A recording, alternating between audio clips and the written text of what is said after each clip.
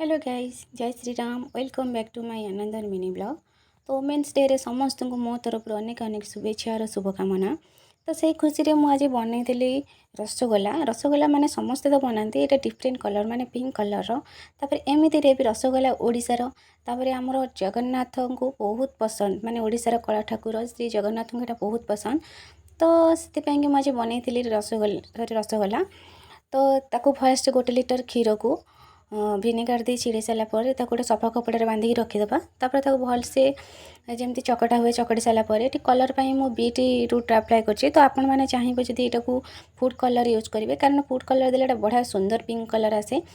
तो देखो ये केते सुंदर से होगला। तो ये सीरापाई कि मुझे फास्ट कड़े गरम पानी करी तादेह गोटे कप चीनी दे सारापर ये देखो फुटी आसला मुझे रस जो रसगोला बनई पकई केते सुंदर से देखा जाउछि किंतु पर टिके कलरटा चेंज होगला।